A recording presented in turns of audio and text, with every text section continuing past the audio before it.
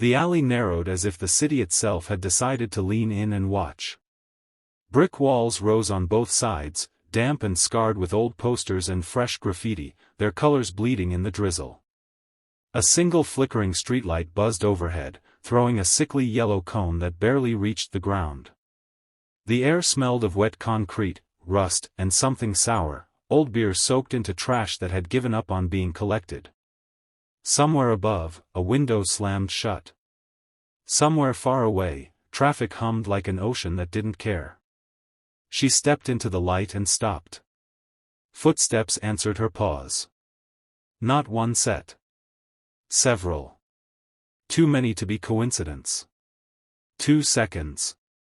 That was all it took for the alley to change shape. What had been a straight path became a circle, and she was suddenly the center of it. They emerged from doorways and shadows like stains coming alive, 6 of them, maybe 7. Heavy boots scraped against the ground. A chain clinked as someone adjusted his grip. One man laughed, the sound sharp and eager, like he'd been waiting all night for permission to be cruel.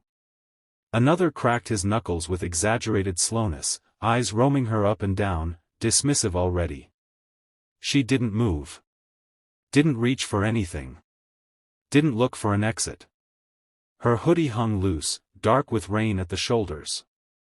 Strands of hair had escaped their tie and clung to her cheek. Her hands rested at her sides, fingers relaxed, as if she were waiting for a bus rather than standing in a trap.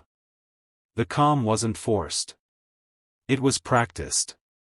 "Looks like we got ourselves a lost one," the tallest said, stepping into the light. His jacket was too thin for the weather, but his confidence was thick enough to keep him warm. A scar pulled at the corner of his mouth when he smiled. "This alley doesn't lead anywhere nice." Another voice chimed in from behind her. "Yeah. Real bad luck." 2 seconds stretched into something heavier. She breathed in through her nose, slow and quiet, letting the world sharpen instead of blur. She noted the spacing between them, the unevenness of their circle. Who leaned on one leg? Who shifted their weight when they thought no one noticed? Who kept glancing at his friends for cues, and who didn't need any? "Move," someone said. "Hands where we can see, Em." She lifted her chin slightly, eyes level, not challenging, just present. When she spoke, her voice was steady, low enough that they leaned in without realizing it. "You should walk away."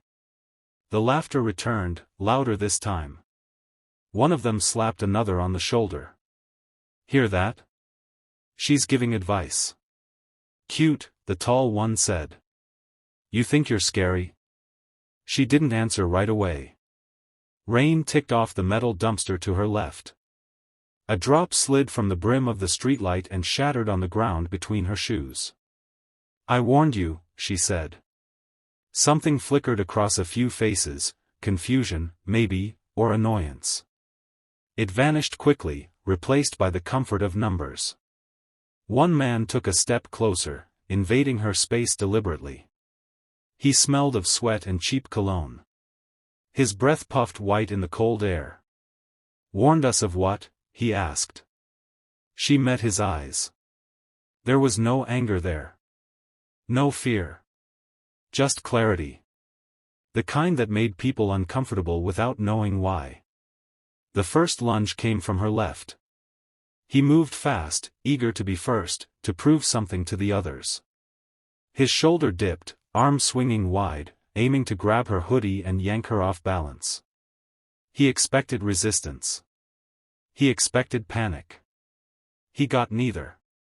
She shifted half a step, barely enough to notice, and his hand closed on empty air. At the same time, her forearm snapped up, sharp and precise, striking the nerve at the inside of his wrist. His fingers went numb instantly, the chain clattering to the ground as his grip failed. Before his brain could catch up, she rotated, her other hand guiding his momentum past her instead of fighting it. He stumbled forward, confused, and she was already gone from where he thought she'd be. "Hey!" The shout cut off as she hooked a foot behind his ankle and twisted. He hit the ground hard, breath exploding out of him in a startled grunt. The sound echoed louder than it should have in the narrow space. For a split second, no one moved. Then everything moved at once. "Get her!" Two came in from the front, one swinging high, the other low, a clumsy attempt at coordination. She stepped inside the arc of the first punch, close enough to smell the rain on his jacket. Her elbow drove up under his ribs, not with brute force but with timing, stealing his breath and his will to continue in the same instant. As he folded, she turned, catching the second attacker's wrist, twisting just enough to force him onto his toes. Pain flared, his balance vanished. She let him go. He staggered back into one of his friends, both cursing as they collided. Someone behind her rushed in, boots slapping wet concrete. She heard it without looking, felt the shift in air, the intention. She dropped her weight suddenly, pivoted, and the kick meant for her head whistled harmlessly over her shoulder. Her counter was a short, brutal strike to the thigh, muscle, not bone, precise enough to make his leg buckle. He went down on one knee, swearing, eyes wide now. The alley filled with noise, shouts, the scrape of bodies against brick, the dull thud of fists meeting flesh. But beneath it all was another sound, quieter and more important, the sound of confidence draining away. They weren't fighting a victim. They were reacting to a problem. The tall one barked orders, trying to reassert control. "Don't rush her. Circle up." Too late. She moved through the gaps they didn't realize they were creating, never staying in one place long enough to be surrounded again.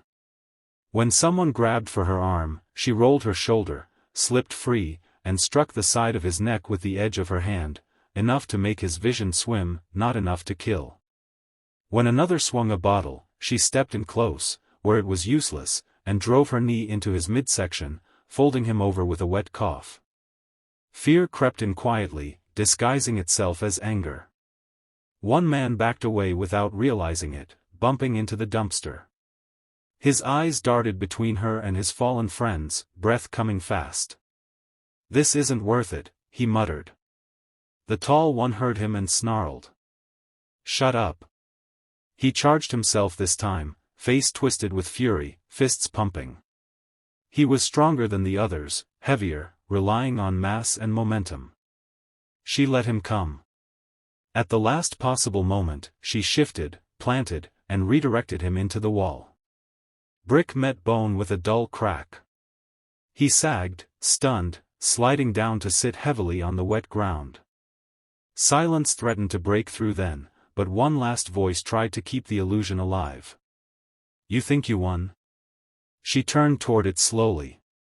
The speaker stood near the alley mouth, knife glinting faintly in his shaking hand. He hadn't moved until now. Had hoped the others would do the work for him. Her eyes flicked to the blade, then back to his face. "I told you to walk away," she said, not raising her voice. He hesitated. For the first time, the alley felt too small for him. The distance between them seemed longer than it was, stretched by uncertainty. She took one step forward. He flinched, the knife wavering, and that was enough. She closed the distance in a heartbeat, trapping his wrist, twisting until the knife clattered to the ground beside the chain. She shoved him back, hard, and he fell against the wall, hands up, surrender written all over him. She stepped back into the center of the alley and looked around. Bodies groaned. Someone whimpered softly. No one laughed anymore. Rain continued to fall, indifferent, washing bloodless scrapes and bruised pride alike into the cracks of the pavement. The streetlight hummed on. 2 seconds had been all it took for them to surround her. And now, in the space of a few stolen breaths, the trap had collapsed, leaving only the quiet realization that they had never been in control at all.